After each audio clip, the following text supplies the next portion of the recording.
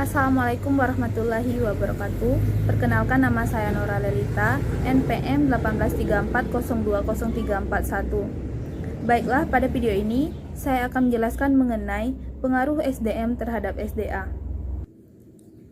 Materi pertama adalah pembinaan sumber daya manusia, hubungannya dengan pelestarian sumber daya alam.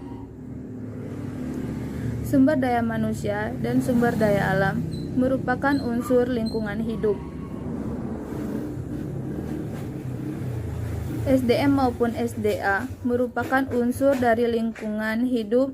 Sumber daya manusia merupakan tenaga yang sangat potensial untuk mengubah keadaan menjadi lebih baik.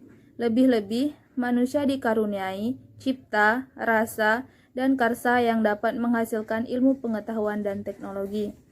Maka, manusia merupakan faktor yang sangat fundamental dalam rangka membudidayakan SDA dalam memenuhi kebutuhannya.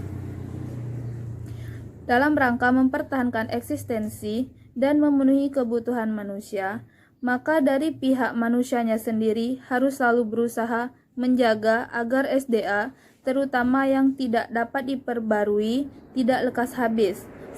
Hubungan sumber daya manusia dengan sumber daya alam. Dalam kehidupan, antara manusia dengan SDA senantiasa berhubungan. Hal ini dilakukan untuk mempertahankan eksistensinya. Hubungan tersebut memberikan beban pada SDA, sehingga daya dukungnya lama-kelamaan berada dalam ambang batas. Adanya beban daya dukung terhadap SDA akibat pertumbuhan penduduk, antara lain, dapat diperingan dengan meningkatkan teknologi. Hubungan pembinaan sumber daya manusia dengan pelestarian sumber daya alam. Hakikat kehidupan manusia adalah untuk mempertahankan hidupnya dan kelangsungan spesies manusia. Untuk melaksanakan tugas kehidupan tersebut, manusia membutuhkan energi SDA. Agar pemanfaatan SDA tersebut dapat terlaksanakan secara efektif, efisien, dan lestari, maka pelaksanaan pembinaan SDM diarahkan pada pengembangan pikiran, perasaan, moral, dan lain-lain. Selanjutnya, pembinaan sumber daya manusia melalui jalur pendidikan formal. Dalam rangka pembinaan SDM, hubungannya dengan pelestarian SDA, jalur pendidikan formal dari sekolah tingkat dasar SD sampai tingkat perguruan tinggi PT merupakan tempat yang strategis untuk melaksanakan usaha-usaha bersifat edukatif. Selanjutnya, pembinaan melalui jalur pendidikan non-formal. Pada jalur pendidikan non-formal ini sering diabaikan, padahal jika dilaksanakan dengan teratur, disiplin, maka hasilnya akan baik juga. Hal ini disebabkan jalur pendidikan non-formal jangkauan sasarannya sangat luas. Di antaranya dapat diketahui sebagai berikut. Pertama, melalui keluarga. Fungsi pembentukan pribadi adalah sangat penting. Dan di dalam keluarga lah seorang anak pertama kali berkenalan dengan norma-norma kehidupan. Yang kedua, melalui kegiatan-kegiatan yang ada di dalam masyarakat. Banyak kegiatan yang ada di dalam masyarakat yang semuanya itu dijalankan untuk mewujudkan hidup yang sejahtera.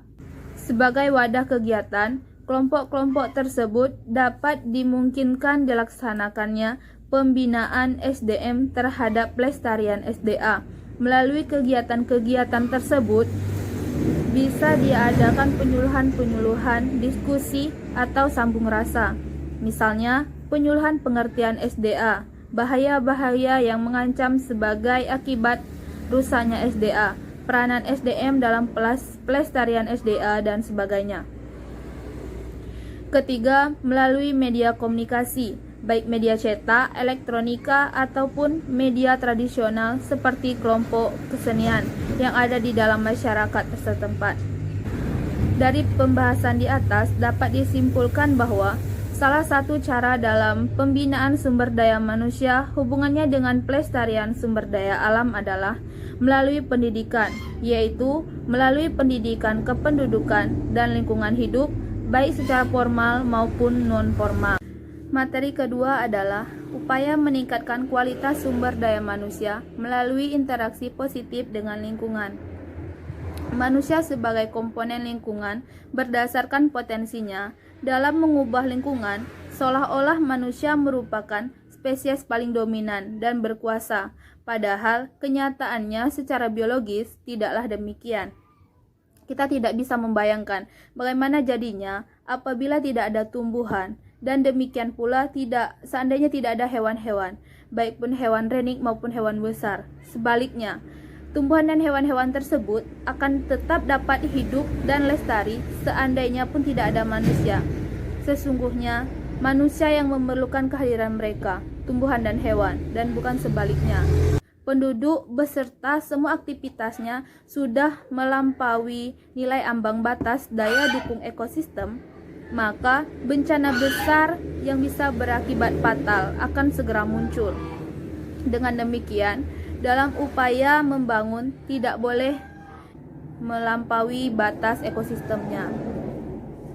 Manusia dapat mengubah lingkungannya, dan perubahan yang terjadi tidak boleh melebihi nilai ambang batas nilai daya dukung ekosistem. Kesimpulannya, peningkatan sumber daya manusia diarahkan kepada penguasaan ilmu dan teknologi untuk mengolah sumber daya alam tanpa merusak keseimbangan ekosistemnya. Itulah materi yang dapat saya sampaikan. Atas kekurangannya, saya mohon maaf. Wassalamualaikum warahmatullahi wabarakatuh.